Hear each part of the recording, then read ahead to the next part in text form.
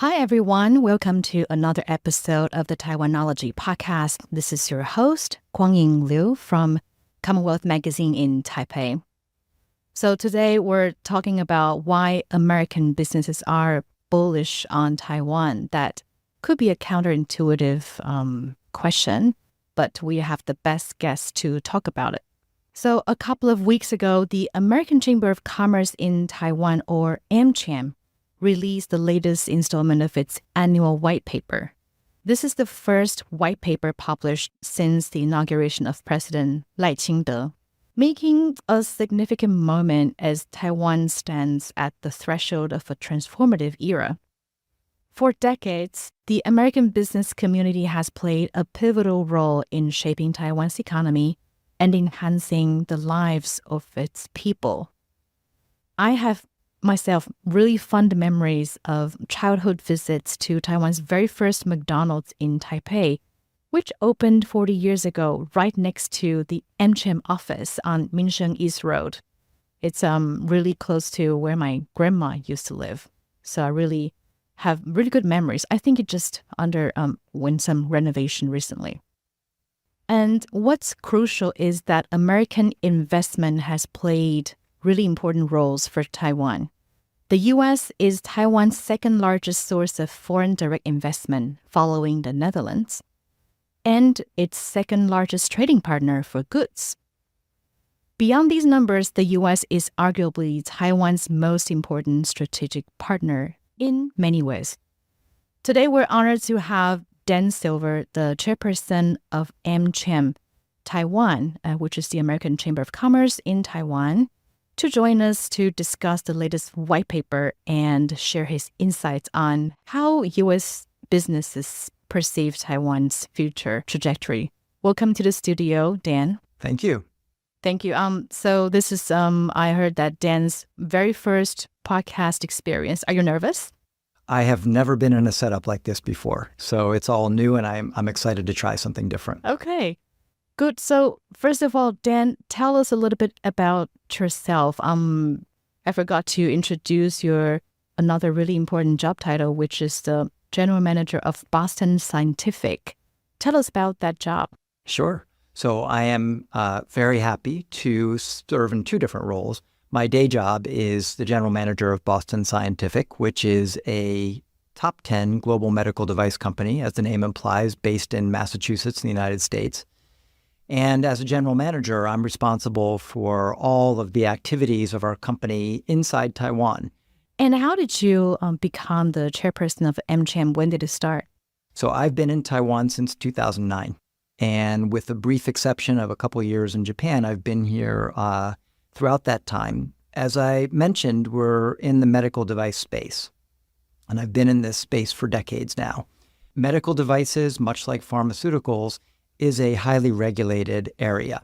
It is a place where governments typically exert a lot of control on what can be brought in, when, how, and naturally, because patients' lives and health are at stake, they regulate significantly.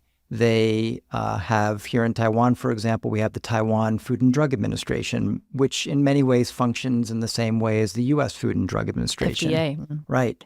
And it helps to ensure that every product brought in meets very high standards for safety and for efficacy. And so as a regulated industry, we face frequent changes and regulations all across the world. We face changes in the way that payment decisions are made as well, especially in a national reimbursement system like Taiwan's.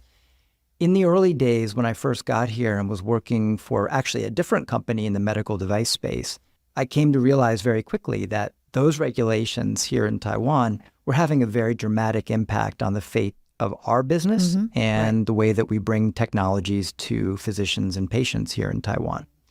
And so through that, got involved in one of our 25 industry committees at AmCham, which is the Medical Device Committee, and was able to help some of the policy discussions that we were having as an American chamber on medical devices. And I was instantly struck by how engaging and thoughtful our counterparts in the Taiwan government, Ministry of Health Structure, the Taiwan Food and Drug Administration, and the National Health Insurance Agency, as it was called at the time. And that sense that there's a common shared destiny, all of us are working for similar things, but doing it from different vantage points, trying to bring the best of our company's technologies and ideas to the table in discussions with the Taiwan government. The fact that they were so open to it and were willing to think and talk together inspired me and made me want to do more. And so in those early years, this is going back now over 10 years ago, I made a decision that I wanted to do as much as I could with the chamber while doing my own job and on a regular basis as well. So over time was very fortunate to be elected to the board of the chamber and subsequently served as chairman in 2016 for the first time, after some tutelage as sort of a vice chair and other roles as an officer. And when I came back to Taiwan after that brief stay in Japan, was happy to get back involved and was, again, very fortunately elected for a second term as the chairman of AmCham in 2024. Right. And isn't this an interesting time? I think Computex just wrapped up and there was so much attention on Taiwan, AI and chips, but also there are other industries in Taiwan that are also booming. And I think we could also talk more about that. And I think many people might be curious why I am interviewing the head of a chamber of commerce in Taiwan. But so if you read, there's one article interview I did with Robert Parker, who is the first chairperson of the American Chamber of Commerce in Taiwan. One of the first. Robert Parker. Yeah, Robert Parker is certainly one of the most heralded of a long line of chair people at the American Chamber of Commerce. Right. So Dan, why don't you tell us about the brief history of American Chamber of Commerce and how intertwined its destiny with Taiwan? Absolutely. So the American Chamber of Commerce in Taiwan, which for many years was known as the American Chamber of Commerce in Taipei, is the second oldest chamber in the Asia-Pacific region. If you go to virtually any country, there are obviously a few exceptions. If you go to virtually any country where American industry is present, you will find an American Chamber of Commerce. The oldest is 1 year older than ours here in Taiwan. And where is that? And that's in Japan. Oh, okay. And the reason for both of us having started in the years 1950 and 51, respectively, is that it was post-war. Obviously, here in Taiwan, we had a government, just like in Japan, that was very friendly to the United States. Businesses started coming in very soon after the relationship settled in both Japan and Taiwan. In those early years, I would say that the chamber, based on what I've read and learned from others, functioned in much the same way that chambers historically and traditionally do around the world. They serve as a gathering point for the business community, for the American expatriate community. They provide networking opportunities and some degree of influence. But to get to your question, things changed for the American Chamber dramatically in 1978 and into 1979. Right. And that's, of course, because it was in late 1978 that the U.S. changed diplomatic recognition from Taipei to Beijing. Mm-hmm. And that is exactly where our story, Robert Parker, takes off. Yeah, so I remember when I interviewed him, he is just a very big Taiwan supporter. And I remember watching a video of him giving a testimony in the U.S. Congress, if I'm not mistaken, talking about how important Taiwan's role is and would be for the U.S. And I believe that kind of gave birth to Taiwan Relations Act. You're exactly right. And Robert Parker, who served as chairman in those very fateful years, he, like I think all of us, had a deep appreciation for Taiwan. And having met him over these years, I can tell you that his affinity for Taiwan has never changed. And for most of us, one of the reasons that we want to be so involved in the chamber and help make sure that the relationship between Taiwan and the United States is robust as it possibly can be is because we've had the good fortune of living here and getting to know this place and having a deep affinity and affection for it, for the people of Taiwan, and a strong sense that the U.S. and Taiwan have so much in common, and that commonality has been growing over these decades, that it is a place that is highly worth the dedication and attention of the U.S. and the U.S. business community. Now, Robert Parker in those years worked with another person who at the time was a titan of U.S. industry from Corning. His name was Dutch Van Gessel, who had previously served as chairman in the late 70s. And both Dutch Van Gessel and Robert Parker made a lot of effort in the years leading up to so-called derecognition to think about what would continuity look like. It was in the air since Nixon's visit to China in the early 1970s. The potential and the likelihood that recognition would be changed was something that no one was unaware of. The question was when and how. And to their great credit, the former chairman, Dutch Van Gessel, and Robert Parker had assembled a set of documents to help guide their thinking in the event that this happened. And when this came about and derecognition was more or less dropped on Taiwan, it was not something that was pre-announced. It happened in the space of just a few hours overnight and came as a surprise to everyone, including the ambassador from the United States at the time. They were ready to go into action. And of course, you can imagine that there was a great pullout happening very quickly of American institutions. Businesses didn't. Oh, okay. That's the interesting part. It was the other institutions, the U.S. military, the U.S. government, that in so many ways had been sustaining the U.S. presence up until that point in time.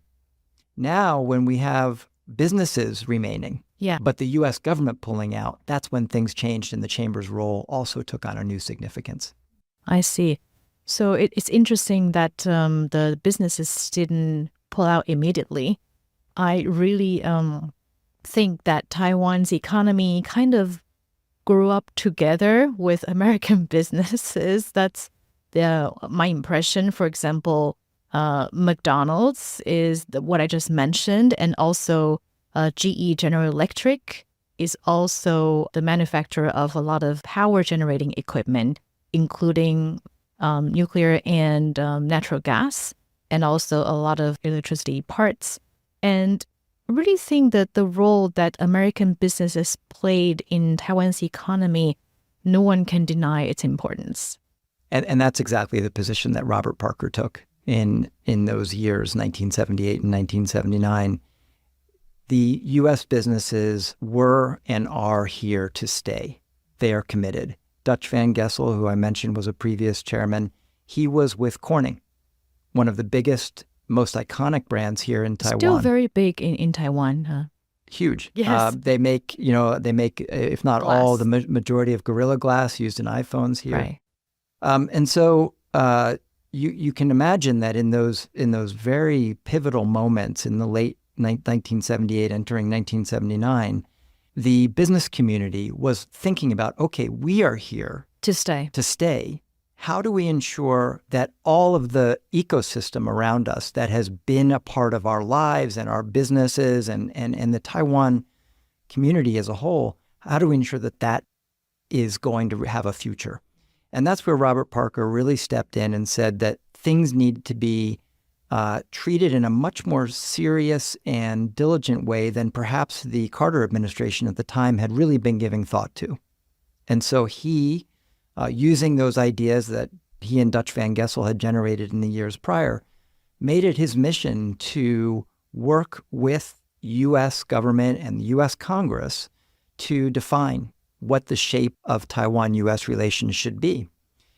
In the early days, I know Robert Parker would talk about this, that there were certain things that were immediately important. The American school, the fate of the Armed Forces Network radio, and so on, and several major institutions, community institutions like this. And so his first job really was to say, what is that going to look like? And he helped to ensure that, and the chamber helped ensure that there would be a new form, but a continuous form for all of those things. The Armed Forces Network became ICRT. And the American School obviously had its own continuity, the American Club, and so on, and even the Taipei Youth Program Association. So that was one. But then, as you pointed out, he went to Congress, he testified, that's the video you might have seen, and he made the case in a very eloquent and compelling way that there needed to be enough support for this relationship that U.S. business could continue to thrive and grow in what was then and still in many ways is one of the more important markets in this region, and a friend. And through that, the Taiwan Relations Act was born. There were many people involved with that. We can't say that any one person defined it, but he certainly weighed in a very important way as the voice of the American business community in Taiwan to help define what that Taiwan Relations Act would look like. 45 years on, we're very proud that AmCham had that role. And really since then, AmCham's position as a go-between on policy, especially economic policy, has been a very profound one. Right. And that is a nice segue to my next question. You mentioned the go-between the U.S. government and the businesses in Taiwan. But I think AmCham also plays a very important role in shaping the regulatory environment in Taiwan in which the businesses can operate smoothly. Which brings me to the topic of the annual white paper. So ever since I started covering economy in Taiwan, I ran into annual white paper. Tell us a little bit about how the white paper started. Why was it necessary? Why is it important? I think you're exactly correct to say that AmCham has had a role in helping to define how regulations might look going forward, more as a voice of industry than anything, really being a part of the conversation. And that conversation can be done in many different ways. You can certainly have meetings with both the Taiwan government and the U.S. government to talk about needs and interests. Closed-door meetings, yeah. Some are. We also, though, have the ability to put things out in a much more transparent way and to do it so that any member of the public, anybody in the AmCham community, and of course, both the Taiwan and U.S. government, can take their own time to go into the details and read and learn about what we represent, what we think will help move Taiwan's economy forward, what we hope will move our businesses forward, and how the U.S.-Taiwan relationship can further prosper. And so it's no coincidence that our first white paper was launched 28 years ago at virtually the same time that Taiwan entered its full-fledged democratic state. And so that idea of transparency and openness and sharing viewpoints and not necessarily doing things behind closed doors was a part of the spirit of the white paper from the early days. And it has only taken on greater and greater meaning as the years have progressed.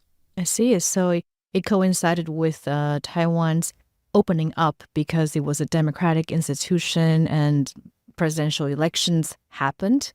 And I think businesses felt that it was possible to provide advice to the government and they could be open to different opinions and you wouldn't be punished for it. I think all of these things are of a piece. And one thing that the American Chamber has advocated for in a continuous and I think in sort of headline way is improved transparency, improved participation in the lawmaking, rulemaking, and democratic process. We are big believers in that. That is a fundamental bedrock value that the United States and Taiwan share. And so everything we can do to amplify that, make it stronger, we want to be part of that.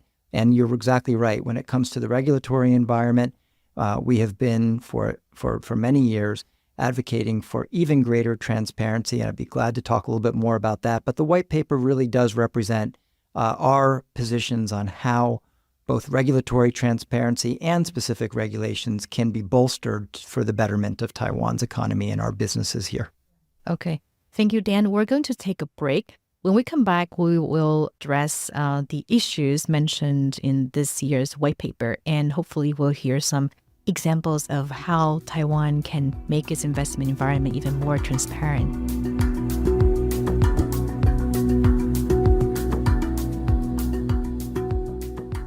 Welcome back to Taiwanology. This is a podcast about Taiwan. I am your host, Guangying Liu. We're here today with Mr. Dan Silver in the studio. He is the chairperson of AmCham Taiwan. We were just talking about the history of the white paper and how over the years, the white paper has helped Taiwan improve its transparency and regulatory environment. How about you could tell us about the issues raised in this year's white paper? One thing I noticed about the white paper is that it keeps getting thicker and thicker. I'm sure that since those early days in the 90s, it has gotten bigger and thicker. No doubt about that. I would start by telling you how the white paper is constructed. AmCham has over 1,200 individual members. We have 580 corporations represented. That's a variety of companies, mostly American or American associated, but there's really a wide array of companies that we have. And they cover almost all industries that you can imagine. So 25 committees inside of AmCham representing all of these different industries plus one industry group. They get together as committees on a regular basis, and a big part of their annual working plan is to assemble the highlighted areas of recommendation or asks that they have for the Taiwan government. And so each year, the bulk of what you see, and the reason it's as thick as it is that in English and in Chinese, they put together usually 3 to 5 of their most pressing and pertinent requests to the Taiwan government. And that's essentially what each committee looks forward to as a way of establishing how they're going to approach dialogue with Taiwan over the coming year. And it's also something that we passed to the National Development Council. So when we unveiled the newest version last week, we had the Minister of the National Development Council there to receive this.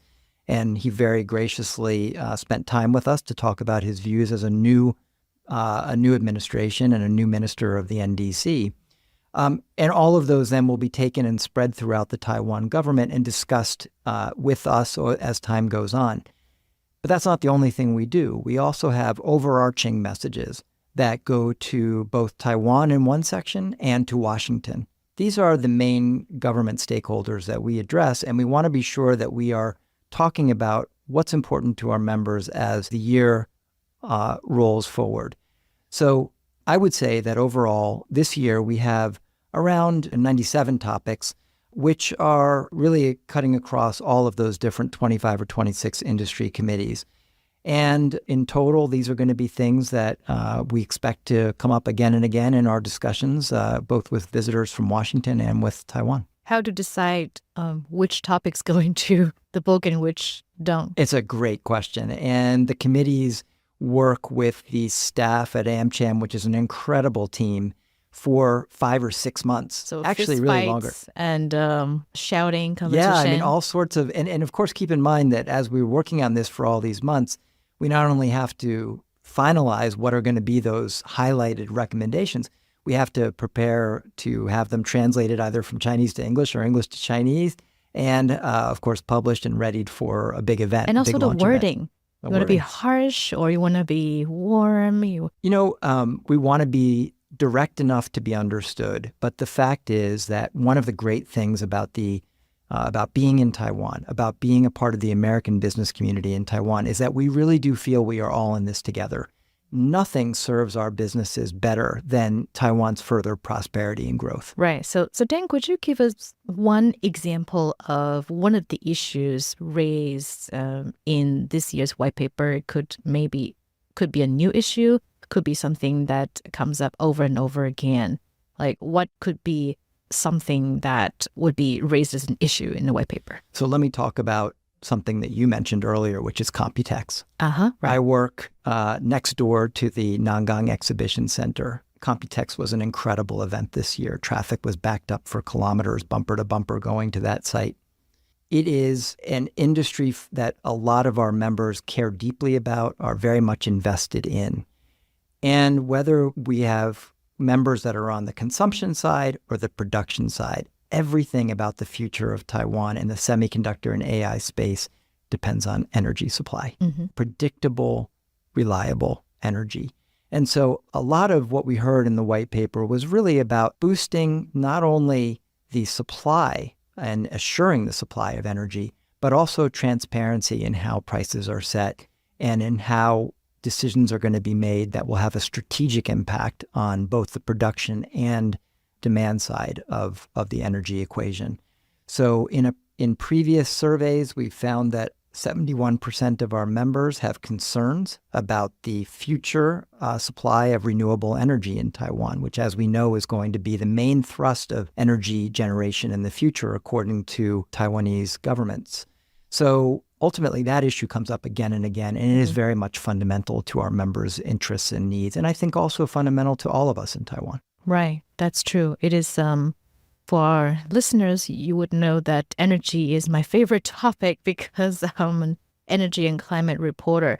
So yeah, I believe that if I read the news coverage of this year's white paper, energy is something that does come up, renewable energy, and some people mention nuclear energy, but that's more controversial. So this is one thing that the American businesses are, we say worried about. So if we say that there's so many issues in the white paper, why are these issues important for Taiwan? How is that related to improving Taiwan's investment in environment? Because it's from a American point of view, people might say, oh, why do we have to listen to the Americans, how we do things? There are certainly people who may feel that way. I think it's important to note that according to our latest survey, we do a business climate survey every year in Q4, and we issued our most recent one for 2024 in January of this year. You'll see that our members are deeply invested in Taiwan. According to that survey, 48% of surveyed members have been in Taiwan for 30 years or more. We are all in this together, very much so.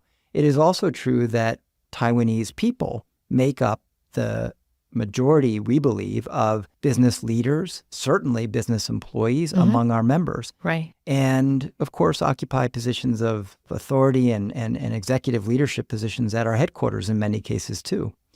And so ultimately, this is really not about, is it one country or the other that's going to benefit? Should one country or other have a right to comment? We're all trying to make things better together.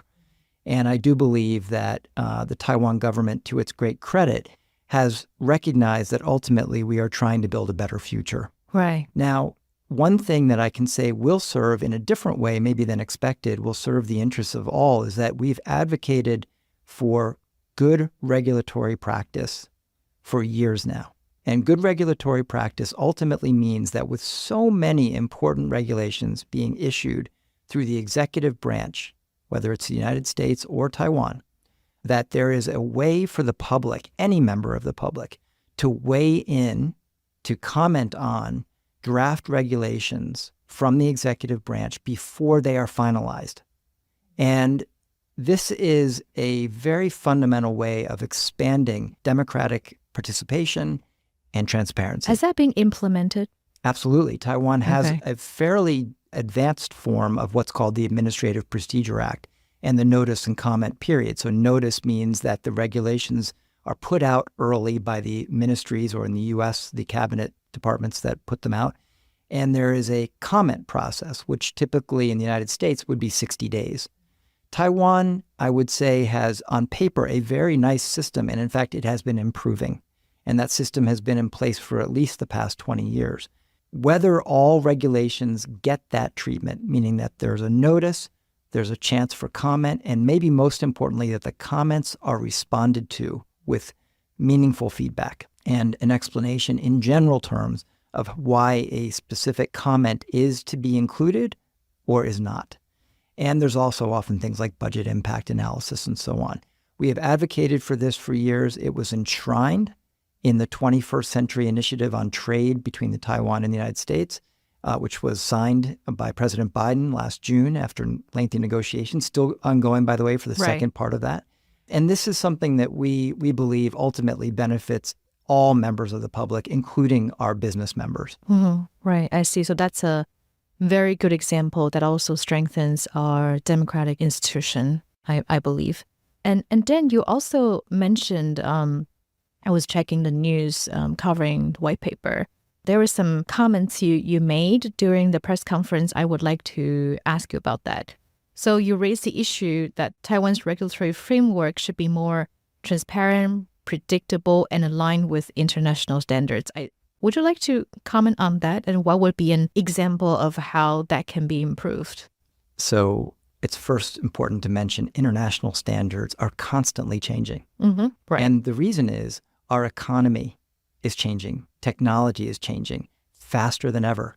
We see this very much in the AI space. That was so much a focus of Computex, but was not at all 5 or 10 years ago. No, and also ESG and climate change. Nobody really talked about it 10 years ago. Exactly. Yeah. So when we think about regulations and international standards, we aren't necessarily advocating for Taiwan to simply borrow a standard from another place and put it in here.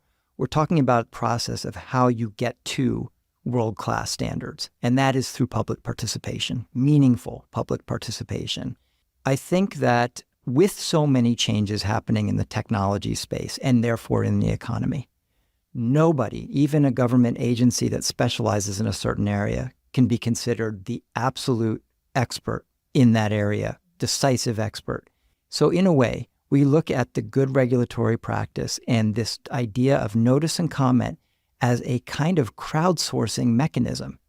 Through that process, every regulation gets the benefit of expert inside viewpoints from the industry on what will shape the future. What is the best way to approach regulations to ensure that new technologies, new parts of the economy grow at their maximum potential?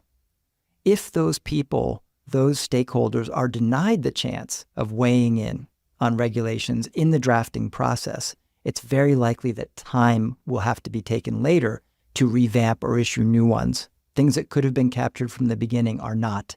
And in today's world, which is highly competitive, where Taiwan has emerged as a leader in so many of these important spaces, time is essential, and so is knowledge. And so through this process, we believe that Taiwan can capture value in its rulemaking process from stakeholders across the public, including our 570 plus members. Right. So I think that without citing, specific companies or citing specific government agencies, what we are seeing on a broad basis is that there are sometimes when regulations seem to be finalized without going into the public space. In maybe, as you just mentioned, maybe some of the discussions are happening perhaps even with members behind closed doors. But we're advocating for greater transparency. And so when we look at this, we say there is a minimum of a 30-day requirement for public notice and comment. And in some cases, that's not happening. And there can be different reasons for that. One, for example, that's cited sometimes is urgency. Our view is that urgency has a very specific definition, which is in the 21st Century Initiative. And so I would say that we are asking more, rather than looking at one specific, we know that there's many examples of regulations that are being put out in ways where our members, and we believe therefore other members of the public, are not having the opportunity to provide input early on. And that's really what this is about. So we don't think that any place necessarily has it perfect, but we're excited about the fact that Taiwan has made so much progress. And maybe most important from the standpoint of all U.S. businesses is that Taiwan has emerged as a regional leader in this space and has the potential to do even more. And by doing that, we think it can probably help assist other markets in the region as they also work to improve their rulemaking standards. And I think, the next very important question would be related to geopolitics, because I think people are going to be very interested when there are a few magazine covers that are referring Taiwan as the most dangerous place on earth. How are the American business communities thinking about the risks involved in investing in Taiwan, doing business with Taiwan? What's your take on this? How do you respond when people ask you about the geopolitical situation of Taiwan, the risks? So our members are as aware as anyone else about what is changing in the geopolitical context and around Taiwan and also around the world. That awareness can sometimes translate into things like business continuity planning, which is a good practice in all places for all variety of reasons. But at the same time, our members show again and again they are committed to Taiwan. And in our business climate survey, when we go back and look at a couple of key indicators, we can see that 92% of our members plan to maintain or increase their investment in Taiwan during the upcoming year. And we can also see that their confidence level, either somewhat confident or very confident in the economic growth of Taiwan, is at a high of 81% for the next 12 months and even higher for the next 3 years. And the same is true of their revenue expectations for their company's growth in Taiwan.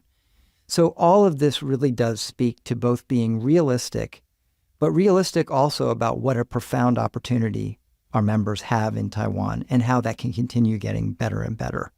So ultimately, the geopolitical context is a topic of discussion. We know that headquarters are often calling and asking about it because they too see the news, but it isn't fundamentally changing how most of our members feel about the future or what actions they're taking to prepare for that future. Right. So there's a lot of optimism, it seems. What do you think is behind such bullishness?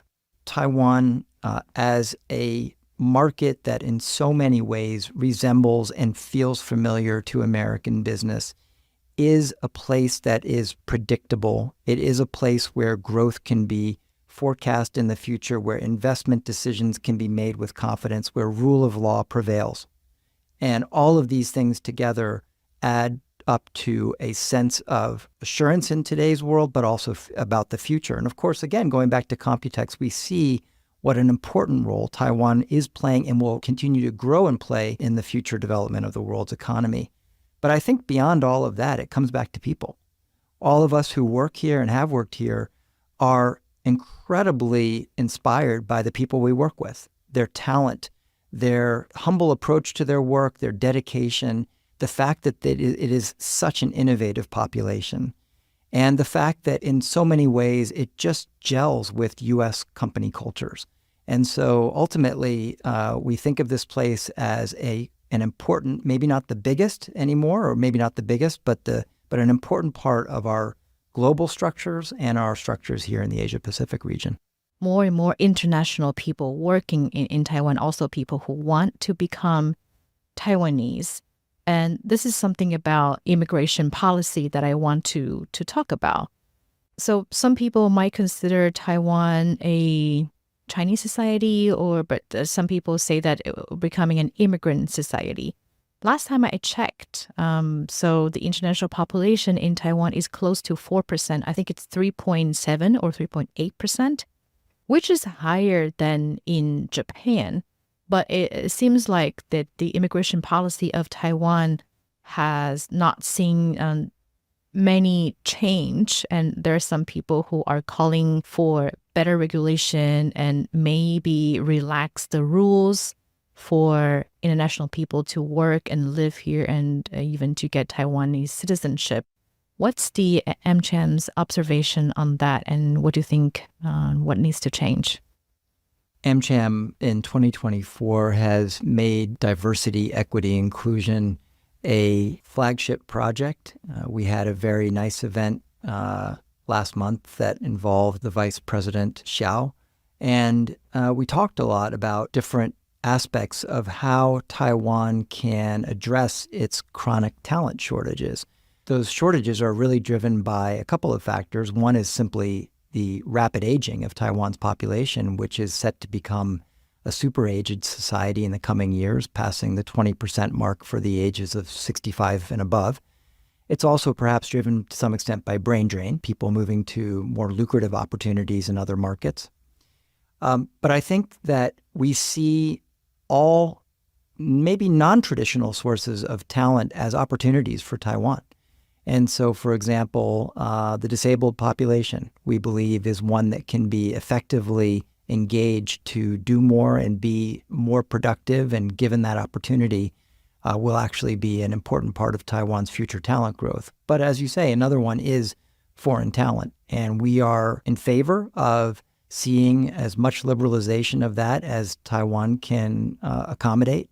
That would include certainly making the process more easily understood, allowing for streamlining of visas, and I think ultimately presenting itself as what it is, which is one of the world's best places to live and to work. It's a place where perhaps the digital nomad community could feel right at home. It has everything at its fingertips, and it's a wonderfully hospitable population and a place to be. We know through our business climate survey that our members express concern in a few areas year after year. One is road safety. Okay. And so we don't think that this is necessarily keeping back foreign talent, but those who are here consistently rank it as one of the lowest attributes of living in Taiwan. And another is the banking system, which in many ways is seen as antiquated relative to global standards. These two things, I think, perhaps could be addressed and are being addressed, especially in the case of road safety, through both local and national initiatives. But ultimately, I think that Taiwan is in a competition for the world's talent and has to continue moving forward and outpacing competitive markets to bring in the best talent, regardless of where they may be from. Right. Yeah, that's true. I have so many friends complain to me about the banking system, how difficult it is to open an account or wire money. I think the American Chamber of Commerce in Taiwan is very, very proud to have been a part of Taiwan's history for all of these decades going back to 1951. As we've talked about, the influence of the Chamber has changed in many, many ways. But I think the fact that it can continue to be an essential part of defining not only the U.S.-Taiwan trade and economic and investment relationship, but also how the U.S. is able to bring its own experiences into the picture in Taiwan, which could include things like good regulatory practice, and more how Taiwan can bring its expertise and its experience and its leadership to the fore in its engagement with the U.S. And so being a kind of bridge, being able to represent the 570 plus members of our chamber and help them to be a deeper part of Taiwan's economy and help Taiwan to perhaps in some ways, in some industries, progress faster than it otherwise would, is something that I know all of our members share a great sense of accomplishment, pride, and are very grateful for the chance to be here and to be able to contribute in those ways. Right. So when this episode is aired, then you're probably on your door-knocking trip to the U.S. I understand that it's the first one after the pandemic. What are the main issues this year for the door-knocking trip? It is our first. We did them virtually for the years of COVID, and we're very excited to go back. And one thing is that we expect the reception in Washington to be greater than it ever has been or has been in many years. So we're going to talk about a number of things. We'll talk about the importance of sustaining attention on the U.S.-Taiwan trade relationship. That would include things such as the completion of the 21st Century Initiative on Trade. It would also include moving closer and closer toward a bilateral trade agreement, something our members have asked for continuously over these years. In addition, we will talk about the fact, and I think Robert Parker said this best, that all of our businesses depend on a reasonable assurance of physical security, meaning that as the geopolitical situation changes, we want to ensure that Washington's attention on Taiwan remains strong and there's a commitment. As you know, we have an election coming in the United States. It's a big election year across the world, but ours will come in November. And the outcome of that election is something that all of us are watching with much interest. And so we will talk about the importance of Taiwan and the U.S. relationship with Taiwan, regardless of the outcome of that election, and asking those in the U.S. Senate, the House, and the administration, and others to ensure that Taiwan remains the kind of priority that it has been in these recent years. Right. So thank you, Dan, for your time. And I do sincerely hope that 70 years later, Taiwan can still, again, have bipartisan support from Washington. We all hope the same, and working together, I think we'll get closer to that goal as these years go on. We're counting on you. No You pressure, too. though. All right. Thank you, Dan, for coming to our show. Thank you very much. It's been a pleasure to be here. So that wraps up today's episode. If you enjoyed our podcast, please take a moment to leave us a review or shoot us an email. To read more report on AmCham's role in Taiwan's history, please visit Commonwealth English website. Our next episode will be available July 9. This show is produced and edited by Lily Wu. I'm your host, Guangying Liu. Follow Taiwanology wherever you get your podcasts. Until next time.